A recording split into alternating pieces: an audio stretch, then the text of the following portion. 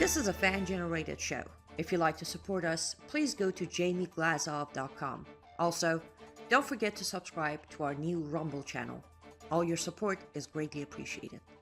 Hello, ladies and gentlemen. I'm thrilled to announce the release of my new book, Obama's True Legacy: How He Transformed America. There's a reason why Mike Huckabee calls it a ferocious and chilling read. Order it now at Amazon.com or at FrontPageMag.com.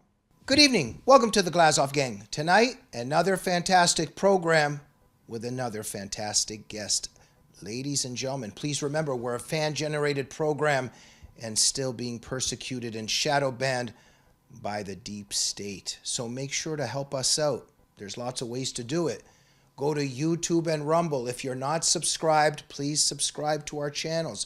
Click instant notifications. That's the little bell by the subscribe button. Go to jamieglazov.com.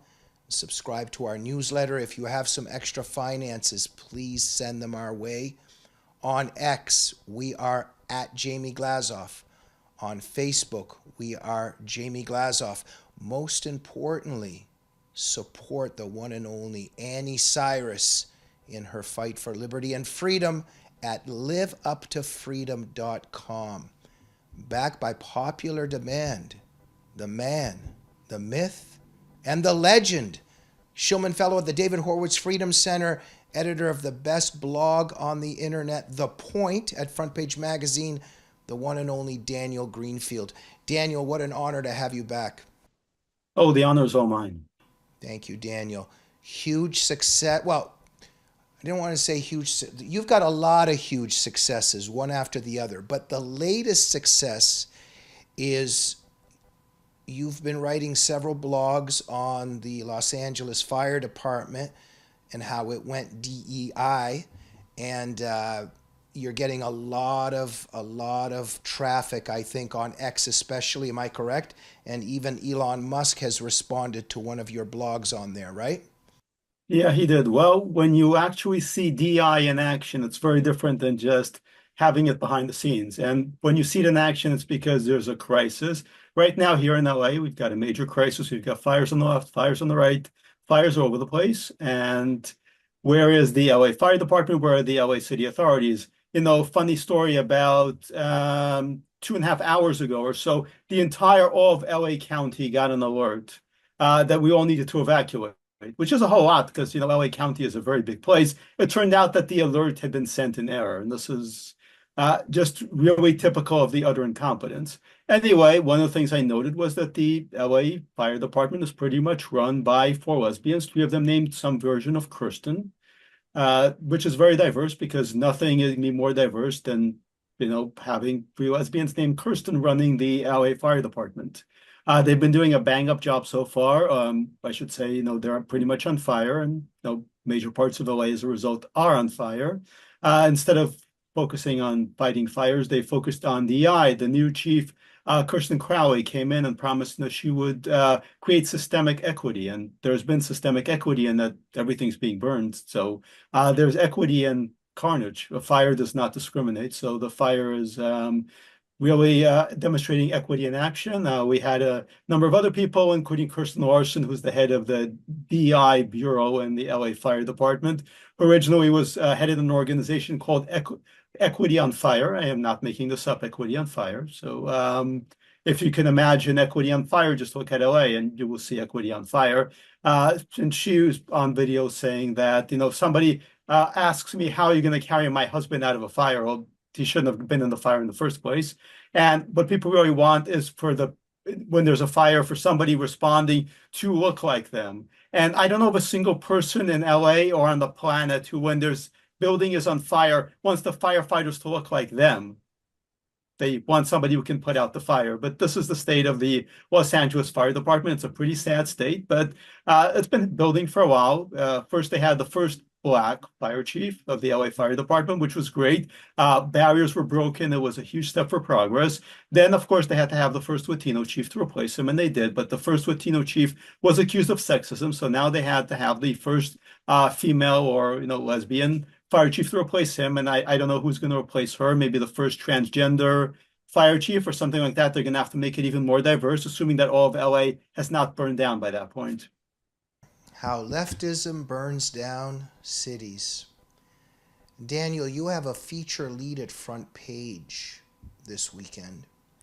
LAFD went DEI. Now LA is burning. Everybody go look that up. Read that article. It's brilliant. The subtitle is LA may be on fire, but all its fire chiefs are lesbians. So, Daniel, there's definitely something going on here in terms of lots of firefighters are gone because they didn't take the jab. They didn't hire, obviously, a lot of competent people also because of DEI. And yeah, I mean, the city's on fire, but, you know, at least we can console ourselves that the fire chiefs are lesbians. Here's what I want to tackle for a minute, because the way that the left will come at this, and they do it, and I see it on X all the time and other places. They say, well, what are you saying? Are you saying that all because somebody's a lesbian and is a fire chief that, you know, you're being so discriminatory and prejudiced and racist and Islamophobic or homophobic and all these things that they throw at us? But they make this accusation that, are you saying that all because a woman might be attracted to the same sex that she can't make proper decisions in how to battle a fire? But that's not what we're saying. Let's crystallize this. They're prioritizing a sexual orientation when they're hiring somebody for something like this, rather than people's abilities and smarts in terms of taking on a responsibility like this, right? Can you crystallize this in terms of how the left tries to attack the criticisms that you make? When your house is on fire, you don't care if the firefighter is a lesbian or not. What you care about is, can they actually put out fires? The problem is that, it's not a coincidence that the LAFD leadership are lesbians or that they're women, and for the maximum possible diversity. What happened is that there was a systemic program to create equity. There was an equity plan in action. And as part of that plan, they began promoting anyone they could get, recruiting anybody they could get that would fit their quotas. And they're now accomplishing their quotas, or at least they're accomplishing part of their quotas. That the result of the quotas is putting people in charge who are not actually qualified. Right. Because the Racial and Equity Action Plan's goal was to achieve certain quotas. Not to hire the best people, not to hire the people who can put out fires, but to hire people who look like LA. And this is something we see in equity plans across the board, federal and state and local levels. They look at the demographics of the city and they say, well, we should have the same amount of employees in the police department and the fire department and everywhere else who reflect the ratio of the city. So half the city's female, you need to have 50% female firefighters. And if 40% of the city is Latino, you need to have 40% Latino firefighters. And you're not hiring the best people. You're not hiring competent people. You're hiring people based on their identity, because your purpose is not to actually fight fires. It's to create this new world order in which diversity is everything and competence is absolutely nothing. Bingo. Thank you so much. So let's just use the analogy, let's say, of two pilots coming on to fly a plane, and the whole bunch of us passengers are sitting there, and we're not saying that a lesbian cannot fly a plane and should not fly a plane. What we're saying is, if they hire women who do not know how to fly a plane, but they hire her just because she's a lesbian, then we have a problem, right? I think we very obviously have a problem, and we're probably not too far away from this happening in the airline industry. Right. What they did in the case of the LA Fire Department is they took people who were paramedics, because women in firefighting tend to be paramedics. Carrying a 150, 200-pound person over your shoulder is not something most women are going to be able to do. So they took paramedics who were not actually fighting fires. They kept promoting them to fire chiefs, fire battalion, and finally heads of the entire department. And these people cannot actually fight fires. What they can do is give you first aid. So, Daniel, this is a little bit of a Maui 2.0. And I have some of my own views on what's happening here, and maybe it's for another time and place, but I think there's some higher sinister powers that be, I think, that are orchestrating some of this. I see malice. I don't just see incompetence here. I see malice here and some globalist sinister agendas. But let's just leave my views alone here for a minute.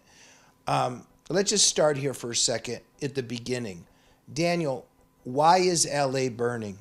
Well, it's burning because we've allowed it to be run by not just Democrats, but we've allowed it to be run by the craziest possible leftists who have done everything to make this happen. Now, I'm not saying they necessarily planned this out this way, but these were not, unforeseen consequences to any kind of responsible figure. They failed at basic forestry management, which means they were not clearing out brush because the environmentalists didn't like it.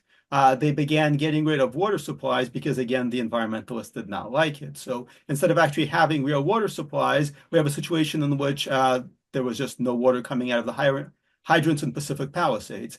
They demolished dams. They diverted water for the Delta smelt, which is a fish that is supposedly very important to the Indians.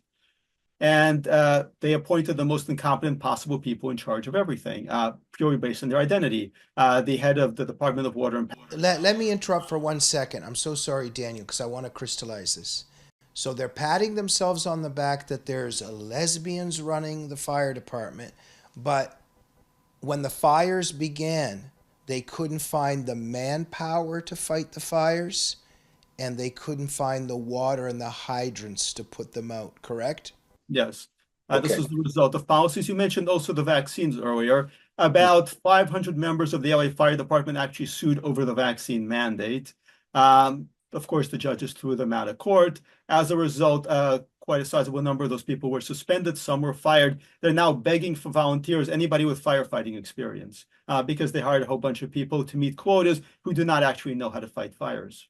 Okay, and then there's the thing. Tell us some of the things that Trump has said about Gavin Newsom, including how Newsom was trying to save the smelt, I think, right? Yeah. So we actually have, even before these fires, agriculture in the state is failing because, once again, water is hideously expensive, and they've diverted water to save the so-called Delta smelt, which are not even actually they claim that they're restoring the traditional pathways. They're absolutely not. They're creating new things entirely. And even if there was a fish that was usually following this course, it's absolutely absurd that they're actually endangering, making life miserable for the majority of the population for this tiny little fish that, frankly, nobody cares about. As an example, even beyond the fires, LA is actually moving toward reprocessing used water sewage. To do that, they absolutely do not need to do that, but the reason that they have to do that is because they've artificially created these conditions by, again, refusing to build dams. They've actually solicited money promising to build dams to promote water supplies. Instead, they got a lot of publicity for destroying a dam. And as a result of destroying that dam, supposedly to return nature to its previous course, they actually managed to wipe out a lot of animals as a result of that. But, they consider that a win because they're not actually concerned about the animals. They don't actually care about the Delta smelt. What they're after is to do as much damage as possible to human civilization. That's what all this is behind. They're not actually environmentalists. If they were not actually gaining some sort of political benefit from doing this, if they were not actually destroying what they consider to be Western civilization, they would not care about a single animal. You're absolutely correct, Daniel, and you stated brilliantly. Let's just crystallize a couple other things. I might be being a little bit repetitive, but just to crystallize them. So they're celebrating that we've got lesbians running the fire department, but they're actually begging for volunteers with firefighting experience. How the hell do you get into a situation like that when you're begging for volunteers to come forward? Something is very wrong, right? Well, it's the question of what the actual mission of the LA Fire Department is, and of every single organization that is taken over by the left. Is their mission to fight fires? Well, no, not so much. Their mission is to be historic. Their mission is racial equity. Their mission is to transform and create diversity. That's their DEI mandate, because the primary mission, as Chief Crowley said when she came in, was DEI. then an actual crisis happens that requires them to do their jobs, and they can't do those jobs because that was no longer their mission. So when you have the military taken over by DI, they can no longer capable of fighting. We are in sustained combat with the Houthis, a ridiculously backward group around Yemen, because the U.S. Navy is now being governed by DEI. The same is true across police departments, which can no longer do their jobs because, again, DEI. Anytime a real crisis hits, you actually look around and you see DEI has made it unworkable, which, yes, considering they're now moving into the airline industry and into pushing DEI pilots, watch out, and DEI medicine is an even bigger problem. But it's important to understand that once DEI takes hold, the organization's stated mission, the reason you pay taxes, is no longer the mission. It's why people are sending their kids to school and wondering why their teachers are talking to them about these 69 genders instead of teaching them basic reading and math. The Chicago Teachers Union is demanding all sorts of resistance activities in their contract negotiations. They wanted housing for illegal aliens. Meanwhile, 80% of students in Chicago cannot perform math at grade level, because that's not in their mission anymore. Their mission is political, is a good way to put that. Anytime the left takes over something, the mission becomes political, not its stated mission. And so the LA Fire Department is no longer capable of fighting fires because its mission is political. But Daniel, if your neighborhood and your house is burning, do you want firefighters to show up that can put the fire out, or firefighters to show up that do the pronoun stuff, and that a certain percentage of them are trans? What do you think is most important? I think most people want a firefighter who shows up, takes an axe, smashes down the door and says, sir, ma'am, what are your pronouns? Right. I am a they, them. No, but the question is not really put that way to most people. The sales pitch for diversity is that having a diverse organization is going to make it much better at solving problems. It's never really explained how, but seemingly more diverse people have different perspectives, and thus they're going to have a whole different point of view on a problem. And the point of view on the problem turns out in this case to be we need more diversity, and that's what the solution for every DI thing is. They tackle a problem by demanding more diversity, which is also very typical of leftism, because leftists approach every problem as a problem that can be solved by being even more leftist. So they given them an economic problem, and their solution is even more big government, even more socialism, even more leftist economics. So it's not fundamentally different, but people do not understand that this is what they're voting for. When they voted for Karen Bass to be mayor, they did not understand that they were also voting for very diverse lesbians to be running the LA Fire Department, and that they would actually have no real ability to fight fires. And this is something that conservatives need to get better at messaging at. Daniel, again, there might be some of my views that we might not agree on, or maybe we will. I might save this for another time, but I study a lot, and I think that there's something to be said there. There's a certain wealth transfer going on, and an argument could be made that they're destroying certain cities and destroying certain countries, and certain big corporations have contracts to rebuild those places, build 15-minute cities, bring in the global digital ID, and build their globalist new world order. So there might be a little bit of that going on here, but like I said, we can take that on another time. But something that I think we should definitely be reflecting on, because I was thinking, and I'm not saying this is greatly original, but over the last good 4 years of the Biden regime, how many millions of people that we do not know who they are have come into this country? They could be Al-Qaeda, they could be ISIS, cartel, Chinese nationals, people who want to damage this country. And over the last few days, as we know, in LA, there's a fire kind of starting over here, but then all of a sudden there's a fire starting over here, then there's a fire starting over there. Kind of doesn't really make sense. Then we're hearing reports that the authorities are searching for people, that there's arson, certain individuals are pouring gas. In other words, the enemy within that has also crossed over the border might very well be involved in this, right?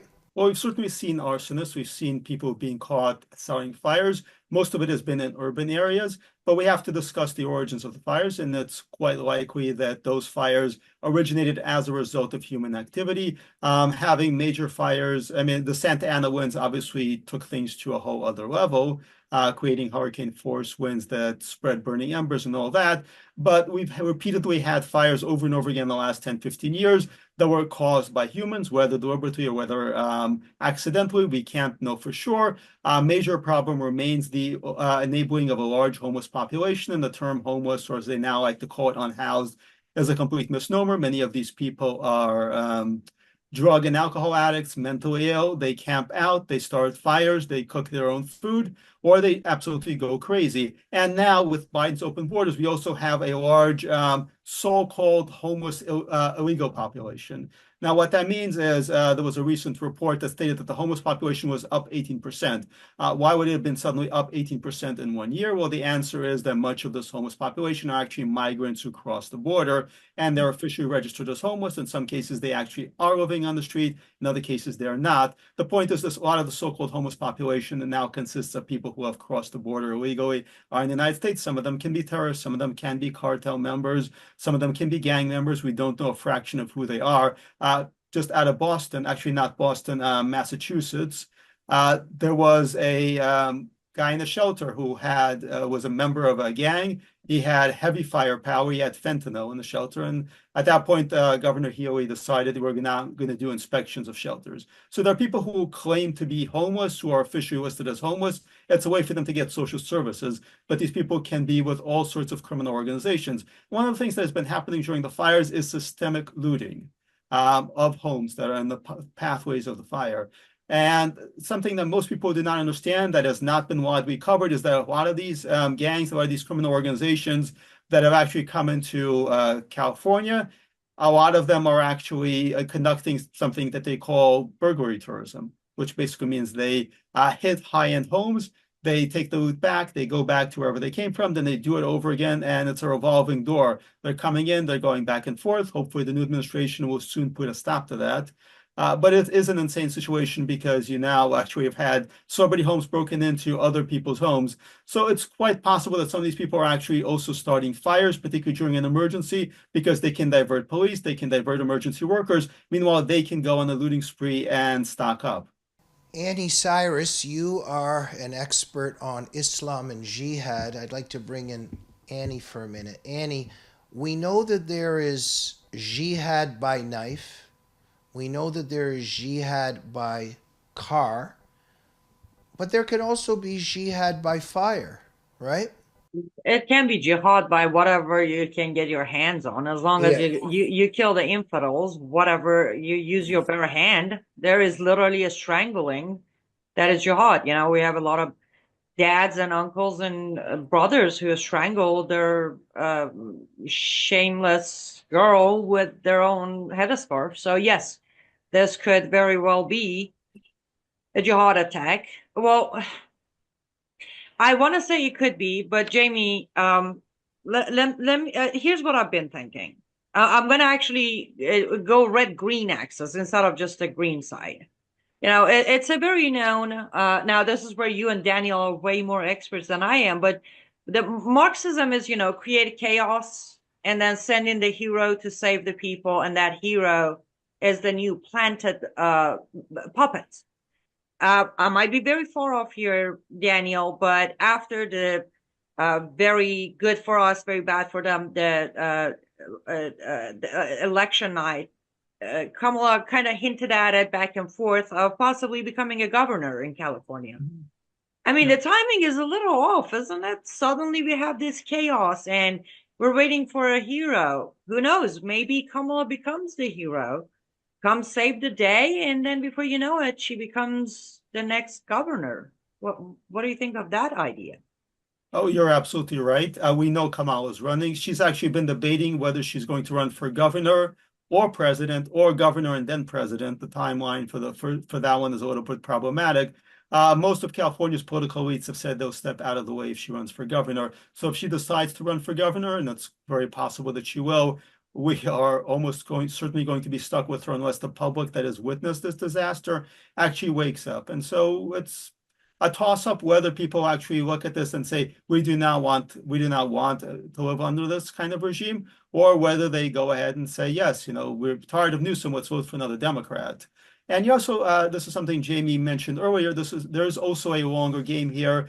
Beyond the conventional Reconstruction, the longer game, as Jamie mentioned, is to take out a big chunk of single-family housing that's been an agenda for quite a while. California's resisted it. They absolutely do want large 15-minute cities and all that stuff. The vehicle for doing that is to make homeowners insurance, other forms of insurance, impossible. And after this, it's quite likely that the insurance companies will leave the state. At that point, homeowners have to rely on the big state fair plan, so-called fair plan. That's actually quite expensive and mostly useless. And it's got $300 billion actually worth of exposure already, if you can imagine that, and $200 million in the bank. And they're going to fund it by assessing a levy on homeowners. So at that point, another disaster happens. Home ownership becomes all but unworkable unless you actually turn everything over to the state. And really, if you're dependent on a state-controlled home insurance plan, you effectively have turned over control of your home to the state anyway. So that is the long game here, the thing to watch out for. And yes, Kamala is absolutely going to try to come back in. They are going to almost certainly run her for governor unless she decides she really just wants to be president. And God help us all. Well, if I could say, I have this a strong feeling. I don't think she's going to do what Hillary did, meaning try for running for president again. Just based on the fact of this victory for Trump wasn't just about Trump. I feel like if Trump, it was a landslide win because Kamala was the opposition. Like, she got the message. People don't want her. That's optimistic. I don't think she got the message. Instead, she's really been out there. She's been making videos. She is still convinced that she's a generational talent, and a lot of Democrats are talking about how she's a talent. This is kind of what we started talking about. It's DEI. Hillary Clinton, at least the second time, came away battered and bitter and resentful, but she understood that the public was not going to vote for her. The Democrats understood that. But Kamala is absolutely a DEI hire. She is absolutely convinced that she is a genius, that she's a generational talent, and that, given a second chance, people will vote for her. Again, she still has this inner circle, and they're debating, should she run for governor? Should she run for president? Should she do both at once? And after this kind of a catastrophic defeat, you have to be completely delusional to be operating in that space, and people around you have to be completely insane. Yet the fact is there's no accountability for blowing through $2 billion. Brilliant stuff by Annie Cyrus and Daniel Greenfield. And we only get this brilliant stuff on our show and these brilliant ideas because of our sponsors. So we're going to take a sponsor break. Looks like you've been sleeping well. Megan, he's back. The MyPillow guy. And you're looking good. Still feeling good. Well, just when you thought it couldn't get any better, we've got the best pillow ever, MyPillow 2.0. Wow, it's so soft and smooth. It's cool to the touch. How did you do that? Well, we took MyPillow's patented fill and combined it with this new technology that we didn't have back then when I invented MyPillow to bring you the best pillow in history, MyPillow 2.0. Just like all of you, I never imagined that MyPillow could get any better. That's why I haven't changed it in nearly 20 years. Then I heard about a revolutionary new technology, and I knew I had to bring it to you all. MyPillow 2.0 is truly the next generation of MyPillow. The MyPillow 2.0 is cooler and softer than the last MyPillow. It is so comfortable to sleep on at night. I look forward to going to bed, and I wake up well rested in the morning. Sleep is all about temperature and height. MyPillow 2.0's patented adjustable fill is going to give you the exact individual support you need from your head to your bed. And now here's where it gets even better. We've all experienced those temperature-related sleep interruptions where you get too hot, you toss and turn, you flip your pillow over to the cool side. Well, all that's gone with my brand new MyPillow 2.0 cooling fabric that's made with temperature-regulating thread. The best sleep just got even better. Whether you have a MyPillow or not, you need to get the brand new MyPillow 2.0. Call or go to MyPillow.com now. Use your promo code, and for a limited time when you buy one, you'll get a second one absolutely free. You're sleeping even better. And cooler, too. And you're looking good. Feeling good. I knew you would. Visit mypillow.com. And that's right. Make sure to go to mypillow.com or mystore.com and use promo code GG21. You can get a discount of up to 60% off on all the amazing products. You're going to be helping the Glazov Gang as well as the great Mike Lindell. And if you like one-of-a-kind handmade art, make sure to go to lutfstudio.com and purchase resin art pieces made by the one and only, our producer, the wonderful and great Annie Cyrus. Use promo code Glazov to get special discounts. You're going to be helping out the Glazov Gang as well as Annie Cyrus. Work back with the great Daniel Greenfield. I want to ask the both of you, we were just talking about Kamala. There was great bubblegum today of the funeral, Jimmy Carter's funeral. I don't know if you guys caught it.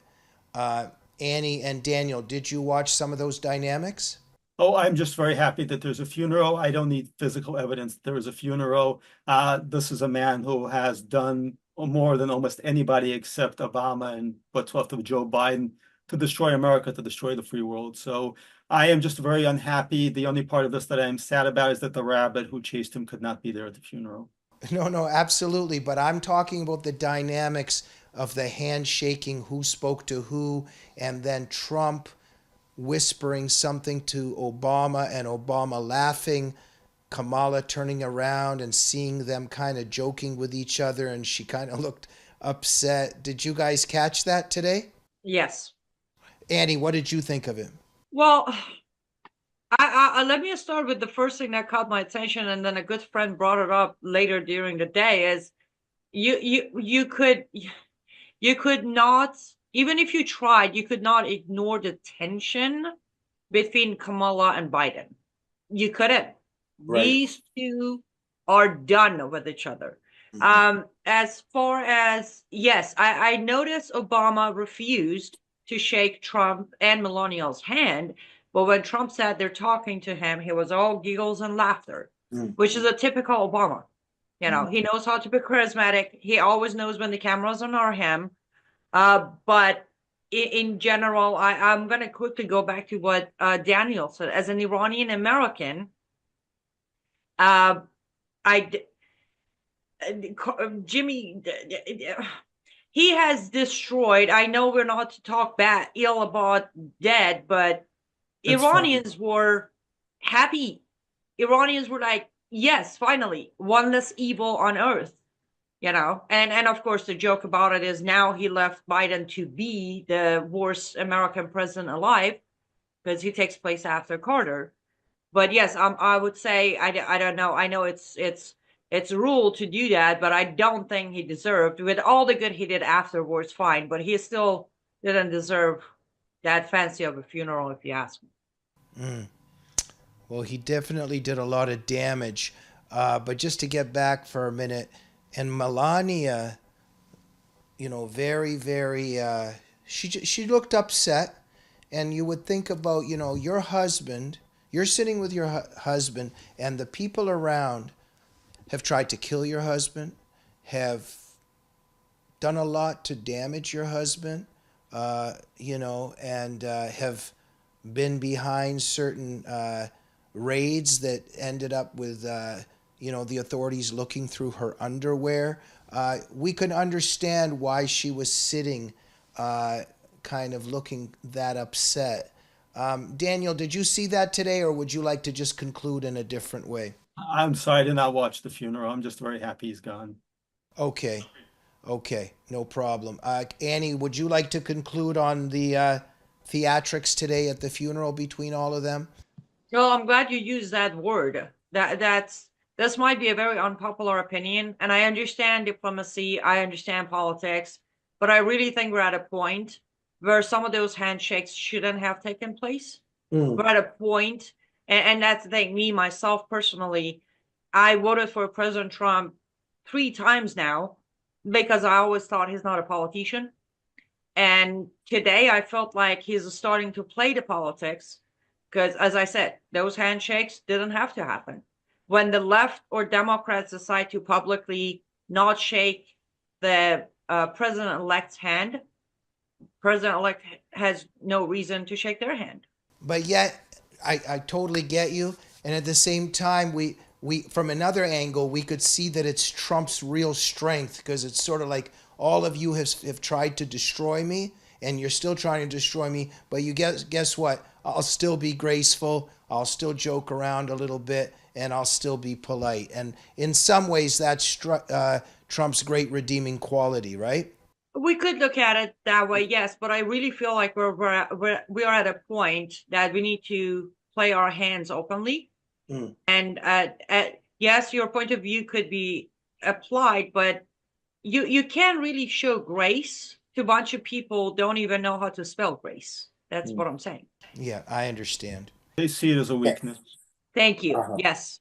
Thank you so much, Annie. Daniel, please tell, I know I mentioned this a little earlier, but I'm so proud of you, and I get excited because we're colleagues and you're doing a great job at Front Page. But look, it is a big deal when Elon Musk notices something that we're doing. And you've got a lot of traffic on your work on this whole, Los Angeles fire and the DEI and all that stuff. Just tell us a little bit about the success of your work on X and Musk replying to your post. Well, the Twitter thread on the 3 incredible lesbians who run the LA Fire Department is up approaching about 5 million views now. It now contains a link to our article on our own site. And just wait, what got 5 million views? The Twitter thread discussing the 3 incredible, amazingly diverse lesbians who run the Los Angeles Fire Department. Yeah, that was your blog at the point, right?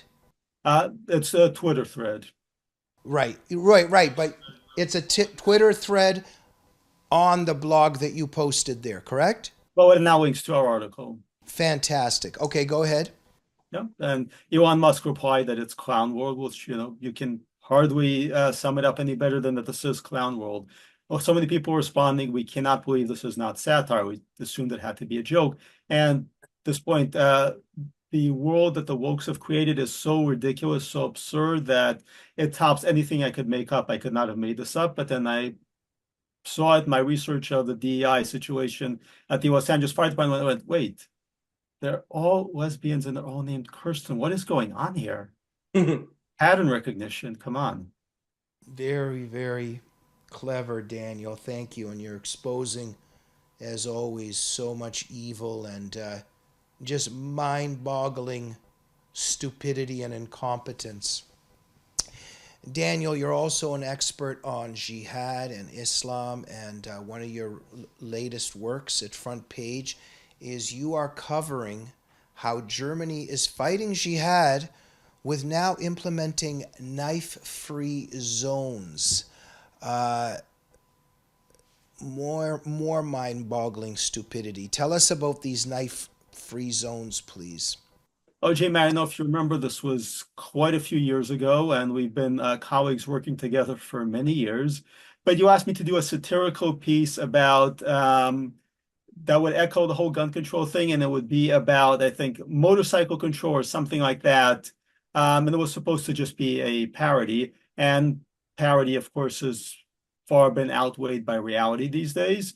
Because, yes, we have gun control here, we have gun-free zones here, and we have all these politicians saying we should be more like Europe. We should also have 250,000 girls being raped by Pakistani grooming gangs.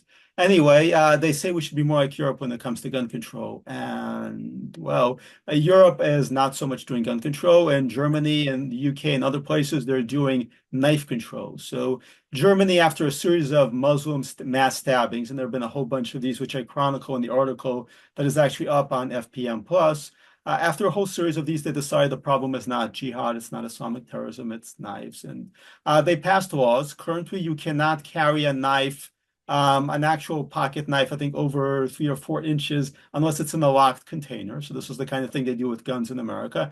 And because the Muslim terrorists were using knives, just, kitchen knives and that kind of thing. So they're now trying to ban the carrying of knives longer than, I think, 2.3 inches in public, which is not even a paring knife. and they were sure this was going to stop it. So they had these gun-free zones and these knife-free zones and these mace-free zones. It's all there.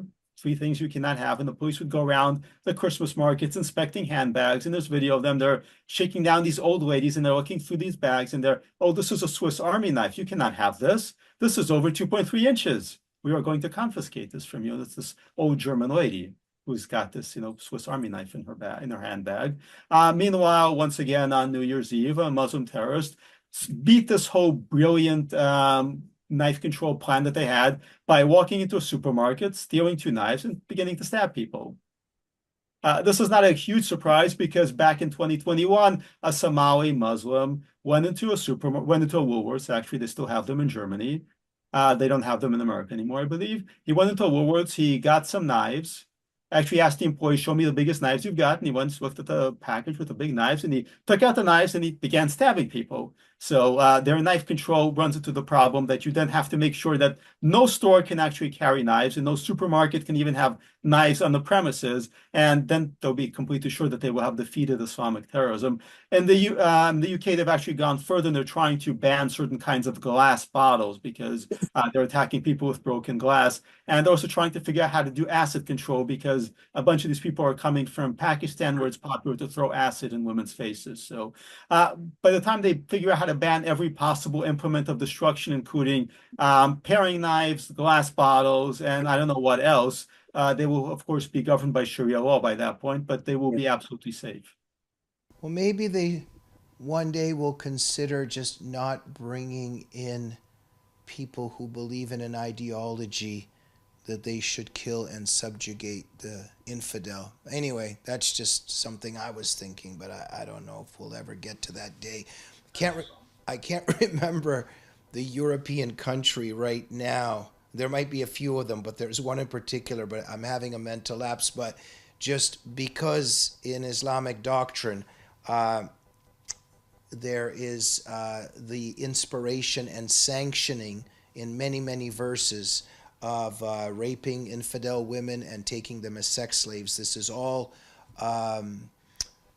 you can find it all in the lovely Quran and in the Hadith, and this is why they do it. But this is a complete taboo, and our Western society's in complete denial about this. But one of the tactics they teach in this one of these European countries, maybe you'll tell me right now, is they have the women taking these classes and they go, I don't know, it's just absurd, but they're this is how you're going to convince the jihadist rapist not to rape you. Are you familiar with these new dances or whatever? Yeah, I believe that was Norway. They also had this guide that they were handing out to migrants, in which, was they used picture illustrations, and it was, there's a hand and there's a woman in a bikini, and you don't just touch her. You cannot just touch her. That is wrong. Any population where you need to hand out don't assault women flyers to, that is a population you do not want in your country. Yeah. Yeah, and these Sharia believers, even in court, they say, "Oh, sorry, I'm new here. Where I'm from, I just thought I could rape." Yeah, it's a cultural misunderstanding. They actually have, gotten off on this charge over and over again. The defendant did not understand this was wrong. How was I to know that you could not rape women? I could not know that. Well, we know what they were telling the American soldiers to ignore in Afghanistan, didn't they? Annie, do you want to jump in here for a minute on these lovely aspects of Islam? Sure. There is a very recent video going around on X, and there's a Pakistani man in London being arrested by the police who was chatting with a 14-year-old girl, telling her what he wants to do with her and telling her he wants to marry her. And exactly response of this Pakistani man is, "I'm new here. I don't know the law." So the police asked him, it's like, "What is the law in your country?" It's like, "In my country, I can marry her. No problem. I can marry her, even though she's 14. And this man is probably in his early 30s. And when his question further about the law difference is like, "Listen, Sharia is my legal right. I don't care where I'm at." So when we say Sharia is superior to law of the land, yes, a lot of Muslims are going to say no. In the Hadith, Prophet said you have to follow the law of the land. Yes, he did. But if you read through that sentence, you follow the law of the land unless, there's unless to everything in Islam, unless it goes against words of Allah. Then Sharia becomes superior. So they don't care. You can pass as many pamphlets and training and classes, but when there's no respect for the law of the land, because their Sharia, which is their Islamic law, is superior to your law, they will still do it. Well, in Sahih Bukhari, in the Hadith,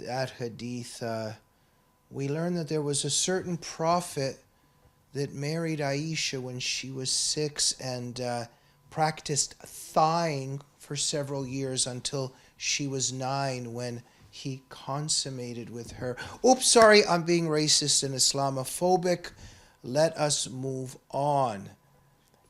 Daniel Greenfield, more great work by you on the latest Facebook declaration that there will be the end of fact-checking. So Zuckerberg has come out and kind of given a certain mea culpa, but between the lines. What do you think about his new promises?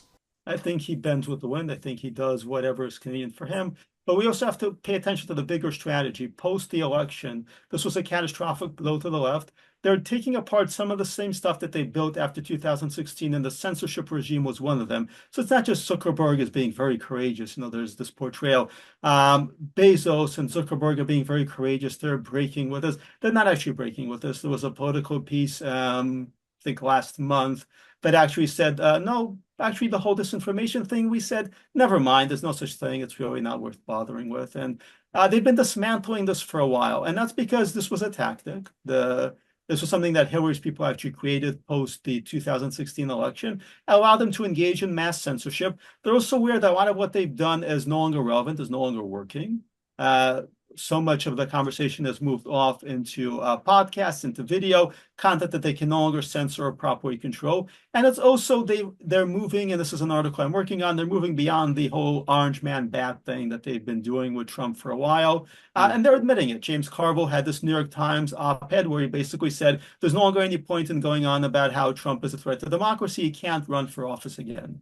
He can't run for office again. If you really thought that he was Hitler number 3 or number 2, I think Bush was supposed to be Hitler number 2, then you're not going to say, no, we shouldn't talk about this because he can't run for office again. He's the new Hitler. He's just going to seize power. But they never meant it. They never actually believed it. They were lying to us all along. And when Carville, who's a top Democrat consultant or used to be, goes ahead and says, well, he can't run for office again, when you don't need to keep talking about this. What he's really admitting is this was an entirely a political strategy aimed at an election. The election is over. They're now pivoting, and we should not be complacent about it. They've decided some of the tactics they used are no longer working. But if you recall Alinsky's rules for radicals, he warns against just relying on a single tactic for too long. It becomes a drag, as he puts it, and people are no longer enthused. It's no longer working anymore. So the left is going to launch a new set of campaigns. We should not expect it to look like the old ones. A lot of it is going to be focused actually on infiltration. That's what we're seeing now. The left is trying to get on the inside. They're trying to play up to some people in Trump's circle. They're trying to say, oh, yes, we completely agree with you. Yes, all this wokeness stuff has gone too far. Yeah, maybe the whole men or women thing, not so serious. And we spent too much time on a lot of this identity politics. And all the stuff, disinformation stuff, we never really meant it. Let's get together and let's discuss where we're going from here. And I think what we're going to see is a next wave, one that's going to emerge in the next few months, and that's going to be the new incarnation of the left. There's a scene toward the end of the original Ghostbusters movie where he says, conceive of the form of your new destroyer. There's going to be a new destroyer coming from the left. It's not going to look like the one we've been used to, all the Russiagate stuff, the disinformation stuff, the fact-checking stuff. They can put it away because it no longer matters. Yeah. Well, thank you, Daniel. But, there's a certain reality in the human condition. I think, people are either at your neck or they're at your knees bowing to you. So I think that if Trump didn't win and Kamala won, I don't think Zuckerberg would be talking about how it's time to start moving towards free speech. It would just be going in a completely other direction, right? Yeah. No question about it. They'd be putting the boot down harder. They might be doing it in a somewhat different way, but they would still be doing it. They're still determined to do this. They're just, again, adjusting tactics. And Zuckerberg will just as quickly adapt, and so will Bezos, and so will some of these billionaires that people are now getting enthused over. All good things must come to an end, including a conversation with the great Daniel Greenfield. Before we go, Annie, what did you think of our discussion tonight? And do you have some final words of wisdom for us? Well, as you know, I can never get enough of Daniel Greenfield. He's brilliant. His point of view is always something that you forgot to look at it your way. So thank you, Daniel, for always being in front lines and putting everything in perspective that most people would not look at. But before we go, we do have I do want to get your take on Saturday, January 18th. There is a caliphate seminar taking place in Canada. Now, I understand they moved the location from one town to another, but the whole promotion of this thing, everybody knows, but we understand it better, is pretty much they're calling for a global caliphate for now in Canada. What are your thoughts on that? How far has Canadian ignored the problem, and what are they going to face with this going on? I've covered a previous meeting by the group. I'm actually pretty happy about it because the greatest threat from Islam, at least for the moment, is that it operates to a certain degree in stealth. It doesn't state its intentions. When ISIS came on the scene and declared, yes, we are going to show you what true Islam is, that was quite a revelation for a whole lot of people. So there's too many people who are lulled to sleep by this care talk, by this, we are just a minority. We just want to live here in peace and diversity. And these people come in and say that we're going to subjugate the entire world. It's a revelation, and it's quite important because this is what actually all these Islamist groups want to do. It's what CARE wants to do. It's what all the Muslim-budget networks want to do. They just are generally careful, at least in the past 10, 15 years, about saying it out loud. The more they say it out loud, the better it is, because then people can actually confront it. Brilliant. Thank you. And thank you, Annie, by the way. I can never get enough of hearing you speak and your contributions to this conversation. I appreciate that. And thank you, Jamie, for allowing me to be part of this discussion tonight. There's a lot of bonding here this evening. Before we go, Daniel, brilliant book in the background over your right shoulder. Tell our viewers, if they haven't got it yet, if they haven't read it yet, briefly what it is and where they can order it and where people can follow you if they're not following you already. Domestic Enemies, the Founding Fathers Fight Against the Left. It's the story of the left from the very beginning of American history. It's how George Washington and the Founding Fathers fought the left. It's how Lincoln fought the left. It's the story of the left that the left does not want you to know, going back right to the very beginning. It says that the Founding Fathers defeated the left. We can do it too. And where do people get it? And they can get it on Amazon, and if they have a good bookstore near them, they can try looking for it there. If they don't have it, it's not a good bookstore. And where should people be following you? Frontpagemag.com. I have the honor of working with you and David Horowitz and a lot of brilliant people over there. Fantastic. And who are you? What are you, or who are you on X in terms of the name? You can just look for Daniel Greenfield or Sultan Knish. Fantastic. Daniel, you are a super guy, a gentleman and a scholar. Keep up the great work. Always an honor to have you on the show. Always an honor to be here. Thank you so much. And also thank you to the great Annie Cyrus. Thank you for watching the Glazov Gang. We'll see you soon. Good night.